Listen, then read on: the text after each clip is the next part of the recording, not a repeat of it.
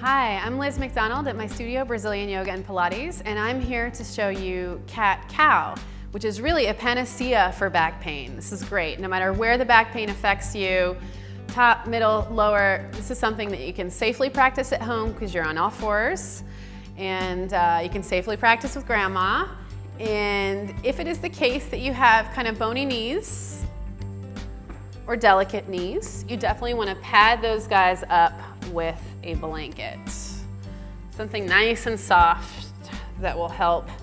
And then, let's say worst case scenario, you also have funky wrists.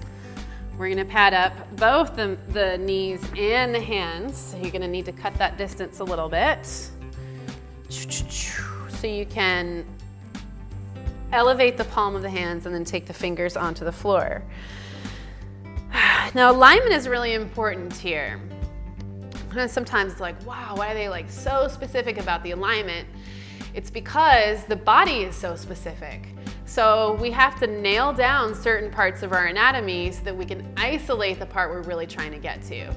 Now, in this case, the part that we're trying to get to is our spine. It's an exercise for spinal mobility. And of course, that mobility or range of motion is going to make sure that you feel better in your daily activities, that your back can actually move with you instead of against you. That being said, we need to take the shoulders over the hands, overneath, kind of a hybrid. And then take the knees right underneath the hips like you're wrapped around three sides of a box. Inhale to make the spine nice and long. And remember now, the elbows aren't gonna bend at all. They stay fixed. The thighs stay in the same position as well, so that we can start bending the spine forward and back. Now what happens a lot of time is people don't realize how long their spine is. In yoga, we think of our spine as kind of going from the crown of the head all the way down to the tailbone.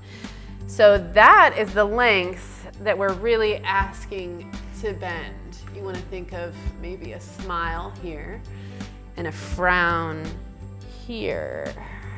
But it should feel delicious, especially if we mix this up and do it Pilates style by exhaling as the belly drops through and inhaling as the shoulder blades press apart and around the sides of the ribs. Allow the back of the heart to open on the in-breath, and on the out-breath, just curve it right back through. Now the thing is this position is usually a lot more comfortable for most of us who spent quite a lot of time bent over. This one is a little bit more challenging. So definitely take your time here, slow down the breath so you have time to gather up the muscles in the back so that you feel the crown of the head tilting toward the tailbone, almost like you were going to tie them in a knot. And continue cycling through as long as you like. We've already done probably 8 or 9 cycles. And then if you want to, just start to kind of get funky with it. So maybe at this point you've discovered, oh wow, I have a really tight knot right there. Definitely stay here for a few breaths and linger on it. You can move the head around, you can move the tailbone around, and you can just kind of swish through the ribs. But what's really nice is to close your eyes and begin to feel your body from the inside out, almost painting the inside of the rib cage with breath.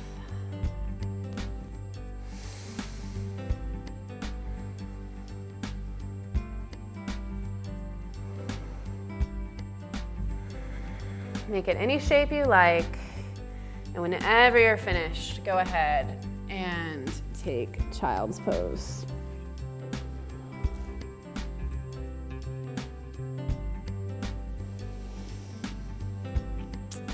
Slowly come up. I'm Liz McDonald at Brazilian Yoga and Pilates. Thank you for watching Cat Cow. Enjoy.